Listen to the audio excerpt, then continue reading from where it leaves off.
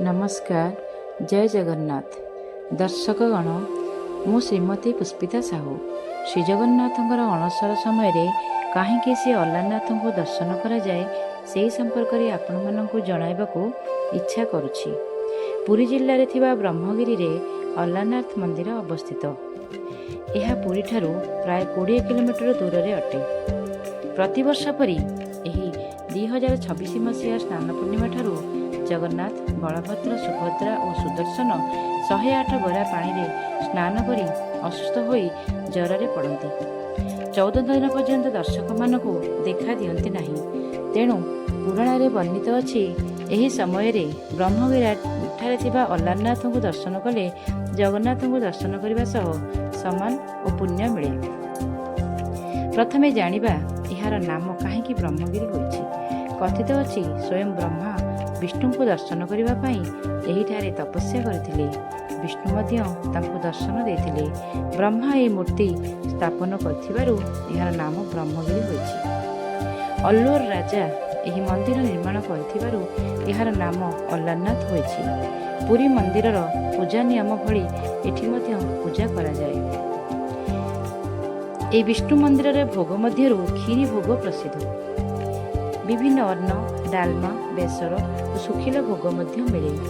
प्रभु अल्लानाथ उपरे एक लोककथा अछि। थरे सही मंदिर रे पुरोहित तीर्थ करने को बाहरिले। से तांकर 12 वर्षर पुओ को कहिले सबुदिन प्रभु को भोग दे पूजा करुथिले।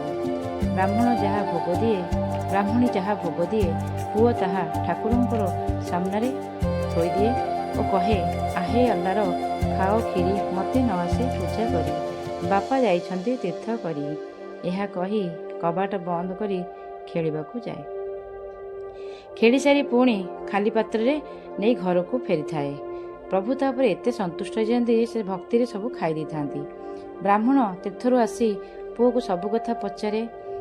पुओर कथा शुणी से मिछ भावती। पुओ कथा सत कि नहीं जानिबा पाई तारे ब्राह्मण खीरी भोग लगाई दुआर फांक कणारे देखिले जड़े कला लोक से खीरी रे हाथ पुराइछि। संगे संगे दुआर खोली देइथिले। प्रभु अंतर्ध्यान होइगले। तांकर हाथ और पेटर भाग पोड़ी जाइथिला। किछि समय परे प्रभुंकर विग्रहर मूर्तिर पेट भाग पोड़िबाकू लागिला। यह देखि ब्राह्मण तांकर पाद धरी भोग मागिला। सेही दिन ठारू सेठारे खीरी भोग खूब प्रसिद्ध। आउ एक पुराण वर्णित कथा अछि। अल्बनचरिया नामक एक तांत्रिक जगन्नाथ को दर्शन करने को आसिथिले।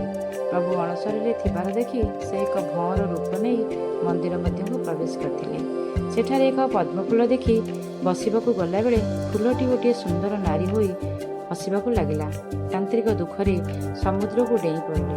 एही समय गोटे विशाल बानर आसी तांकू दक्षिण दिग को फिंगी देइथिला। से तांत्रिक जाई अल्लार पीठरे पड़िथिला।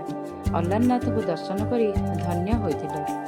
अल्बनचार्यଙ୍କ नाम अनुसायी मध्य एहार नाम अल्लानाथ दिया जायछि। एही अणसर समय रे श्री चैतन्य मध्य पुरी रु चली चली दर्शन करने को जाउथिले। सेठारे माँ लक्ष्मी और प्रभु हनुमान और श्री चैतन्य मध्य विराजमान अछंती। आपण माने जदि केबे सुजोग पांती एहाको आसी दर्शन करी अशेष लाभ करि परिबे। जदि आपनको एही वीडियोटी भल लागे तेबे बहु मात्रा लाइक और शेयर करिवे।